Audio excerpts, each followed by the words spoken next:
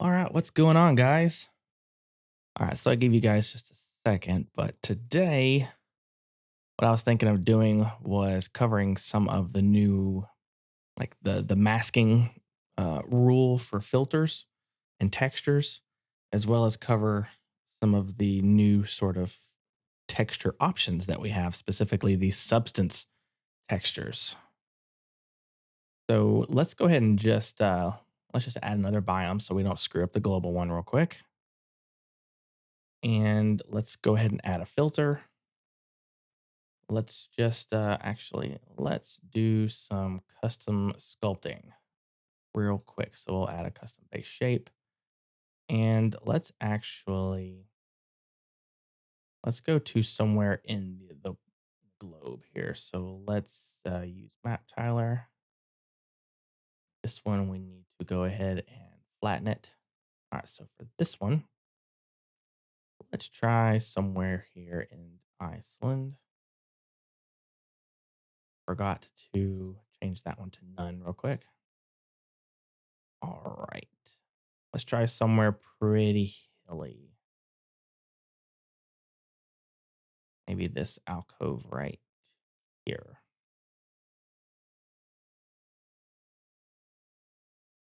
All right. All right. So we've got a bit of this little piece in Iceland. Let's increase the height scale a tad. I'm just totally messing around with trying to do something to make it look a little fancy. All right. So then let's go to this second biome here and increase the subdivision. So let's go ahead and sculpt a little bit of this, widen it out, and just drop in. Obviously, I don't have add that. But let's just sculpt some of this down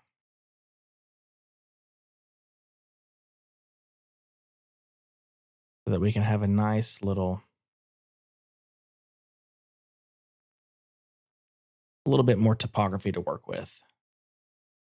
Maybe we will make it a bit more drastic. Just trying to work with getting some detail to work with so that we can think about how we're going to mask some of these areas off with the different filters and textures that we're going to play around with.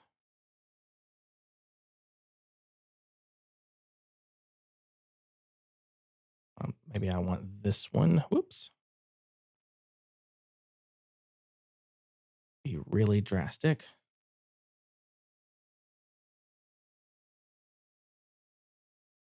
Add a little bit more. And we'll lower this so it's aligned a little bit better there. All right, so we've done a little bit of work here. And we still have relatively decent information from what was imported from MapTiler. All right, so let's go ahead and go to add a filter here. Let's see what Canyon gives us. Actually, inherent filters for that one. Actually, let's just do all the filtering on the lower biome.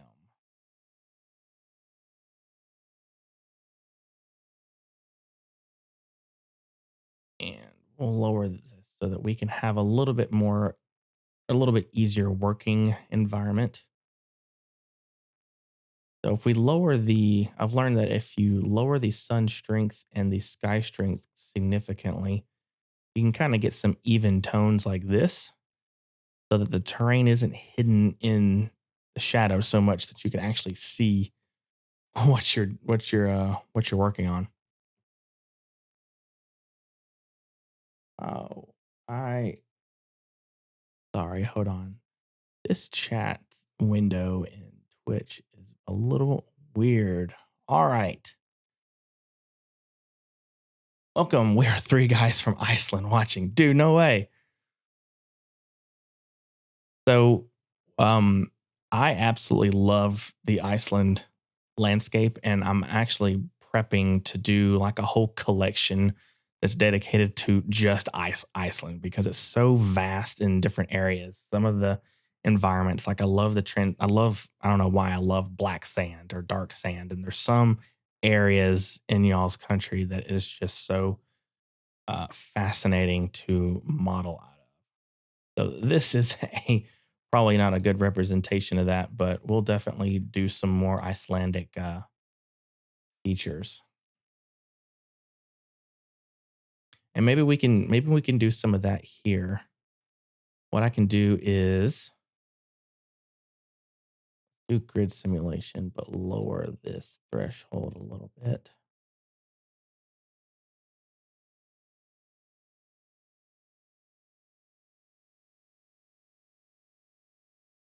Let's just do some really generic things. All right. Trying to get some relatively interesting effects here.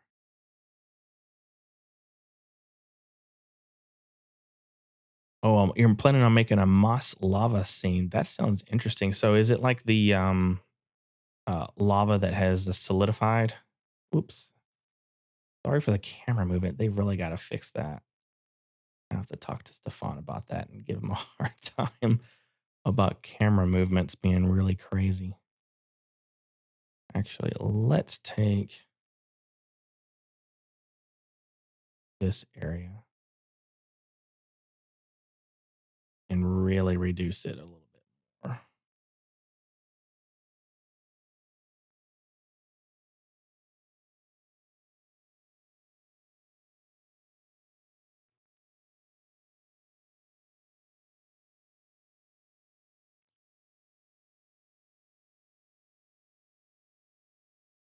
Be something really stark and drastic. Perfect.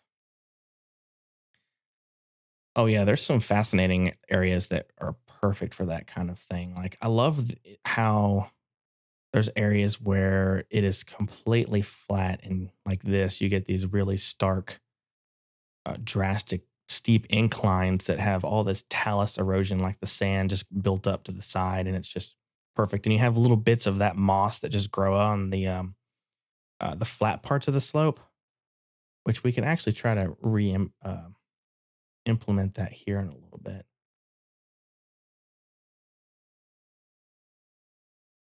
Let's take fill and let's adjust the height. Masking or heat maps for all this stuff is available, but not in this version. Hoping that we get that version here real soon. All right, so you can see exactly where this is being displayed. I'll increase the slope just a little bit. And then we'll add, or the height, my bad. We'll do a slope range.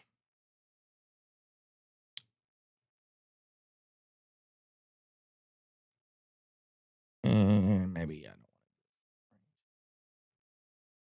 Actually, if I do a slope range and do a little bit of the smoothing, we can kind of get some build up right here.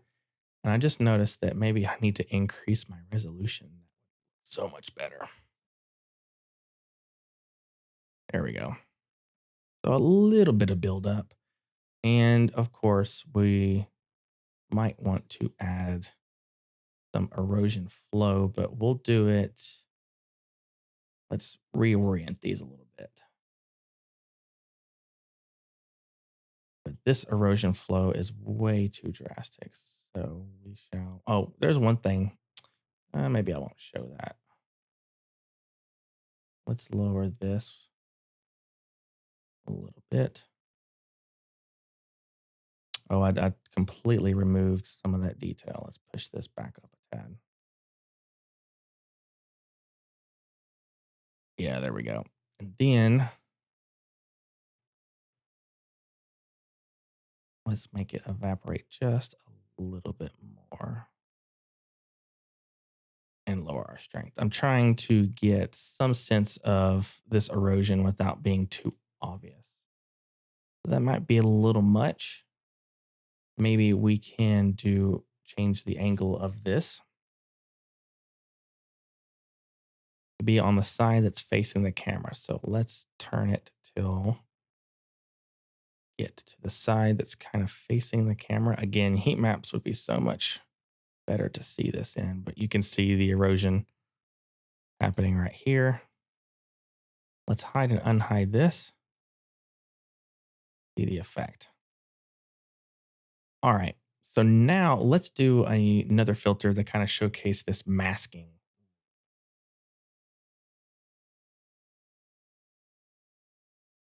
How about, let's see what we can do with,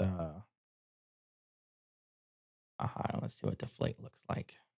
Ooh, pretty drastic. Balloon. All right. Let's take the balloon filter, for example. And let's say that perhaps in this ridge line, we want to have the filter only apply to this area and not the rest of the area. Well, fortunately, a distribution rule is now, or a mask distribution rule is now here. So we can select this. We can specify what resolution that we want this to be.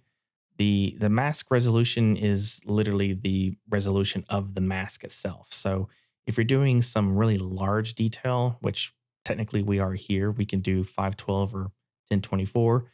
But if you're creating a mask that's really minute, like maybe you're trying to be very specific about coloring certain streams or certain pathways, you'll probably want to do something that's at least 4K. I'm hoping maybe 8K can be part of this mask too at some point in resolution.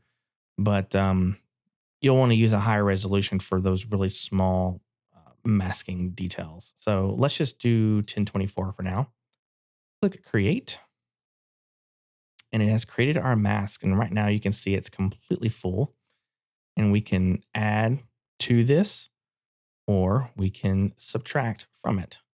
So you can see now the mask now is what's red basically is what's going to be displayed from the balloon filter. So you can see here the balloon filter is turned off and the balloon filter is turned back on. Let's, for fun's sake, let's just clear the entire filter. And now let's click the edit mode add so that we can paint in areas. And we have a couple options. We can change the strength. We can change the fall off mode, which is very similar to how the under the create shape, we have fall off mode of linear, smooth, sphere, or sharp. Pretty much the same exact kind of settings. Smooth is really good. I typically do smooth, but you'll find different cases where the fall off, especially if you're doing really sharp material or really sharp masking, you may choose one or the other.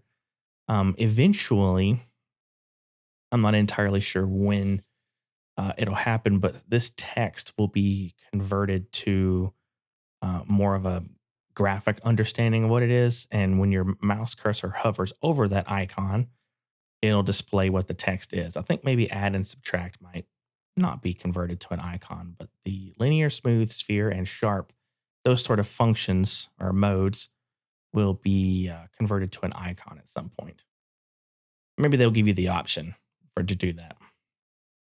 All right, so if you can see here in the bottom left, the keybinding commands, I'm going to press Shift and I'm going to move my mouse, physically move my mouse left and right to adjust the brush smoothing, which is, if we zoom in a little bit, you see this circle here is pretty harsh. It's got a border that's pretty sharp. But the brush smoothing is just going to control how much that fade is. Now, right now, it's kind of hard to tell what the outer boundary of this brush is. So at some point, we're going to have I'm hoping there's going to be like a white line or a yellow line that represents this sharp outer boundary of this brush size.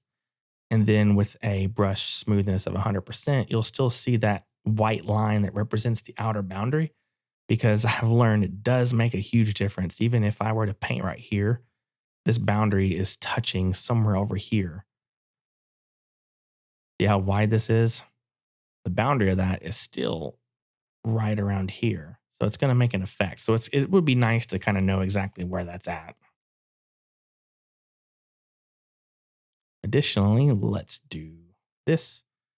And if we press Control and do the same thing with our mouse, go left and right, we can control the physical size of that brush.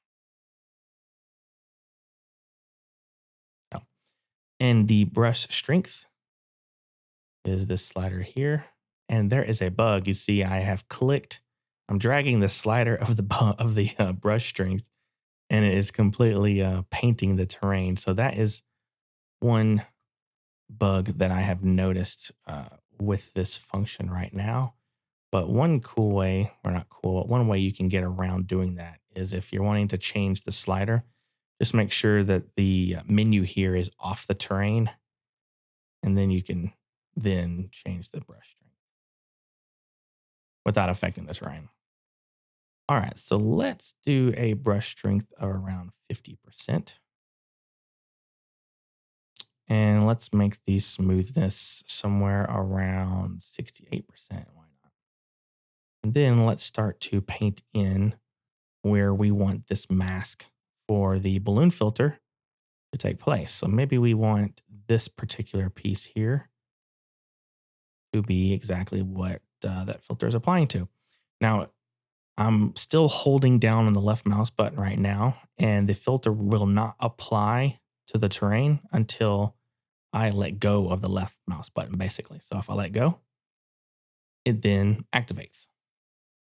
So this might be a little bit too strong. Let's do the subtract mode this time. Let's change the radius to something a little bit smaller. Crank the smoothness up, and let's change the brush strength this time to something really, really low. All right. And then we can then create basically our own mask for concave erosion. So I'm basically now just going where this natural erosion occurs, and it's removing that balloon filter a little bit from that cave in, that concave area.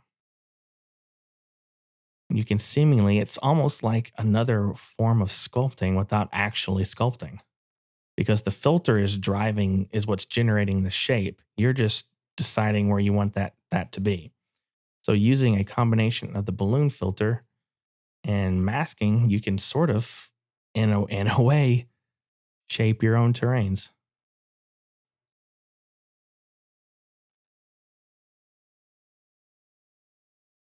Let's change the strength up to 100 on this one and see what we can do in this area.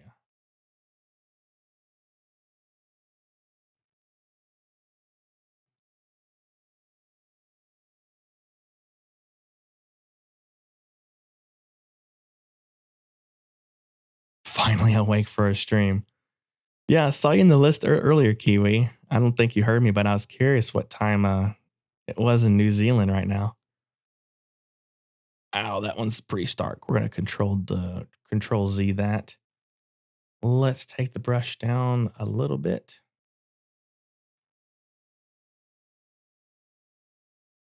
Here we go.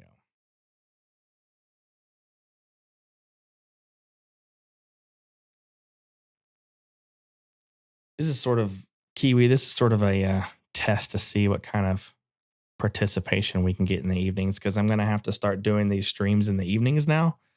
So basically, I'm sure I'll be able to see you in here more often.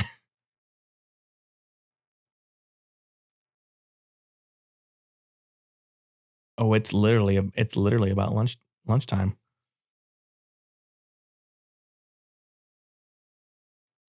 Well, we haven't missed a whole lot.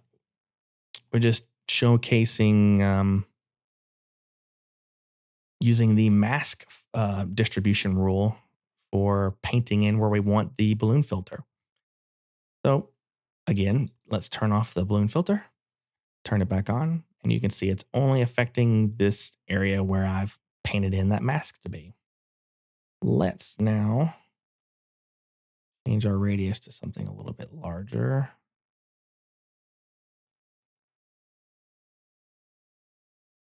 Smoothness, and let's crank this up a little bit.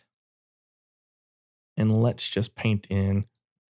Oops, I am still in subtract mode. Add.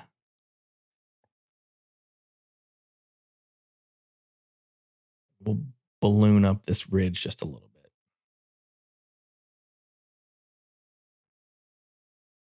Maybe we'll really buff up this end here. And then we're going to do something pretty cool here in just a minute.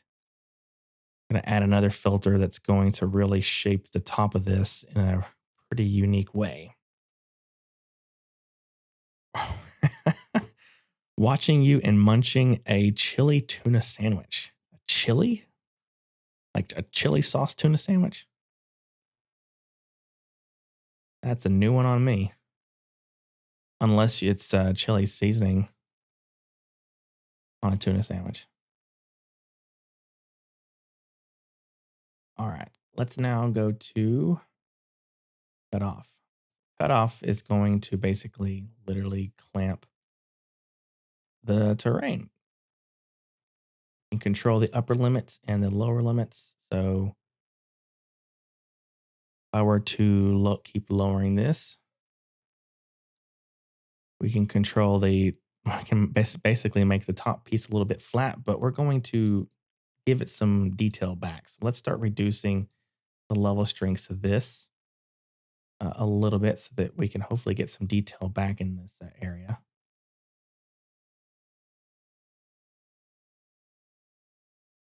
All right, so it was the number 6.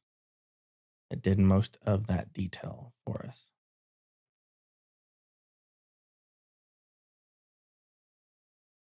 So let's remove this a little bit.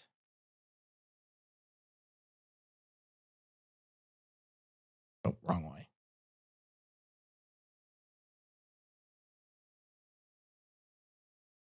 All right, so now do another one. Let's do crater cliffs.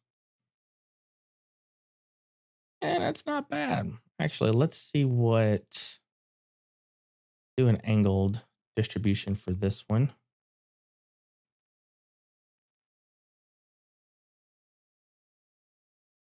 Hopefully we can freaking see one day in the future.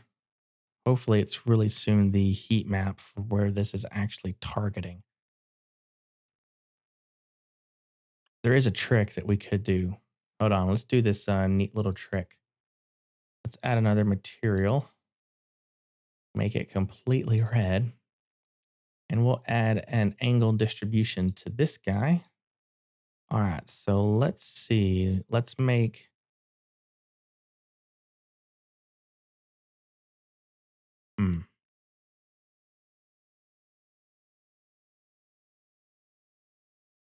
maybe let's turn the smoothness down really sharp.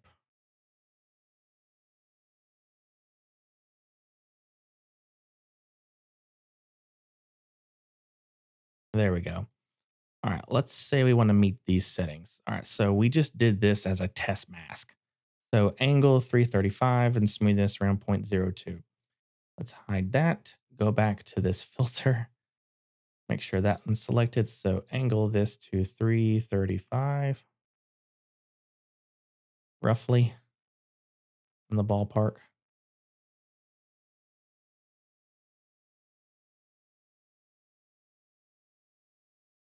And we'll remove the smoothness.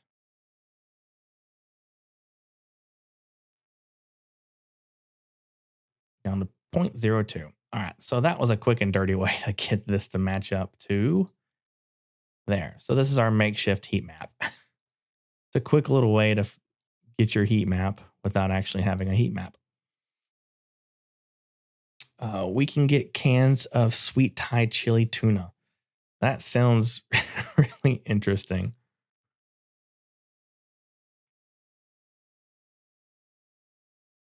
Sounds good. I did some meal prep tonight. All right. Let's see. Let's go to, there was another one that I wanted to do. Mountains. Do mountains. And the reason why I want to do mountains is because in this side, see, it might be a little too blocky for some. Adding mountains kind of buffs some of this out, but it's obviously too much. So let's do a roughness. Make our step size a little small. All right, let's do another distribution. And let's do slope because I like using this filter with slope quite a bit. But let's increase slope range a bit. Be somewhere in this.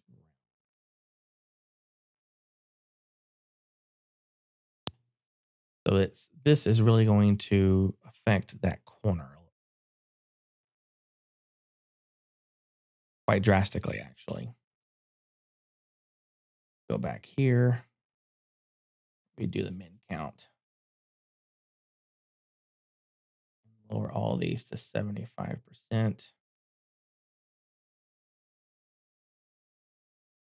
There we go. Kind of rounds off those corners a little bit.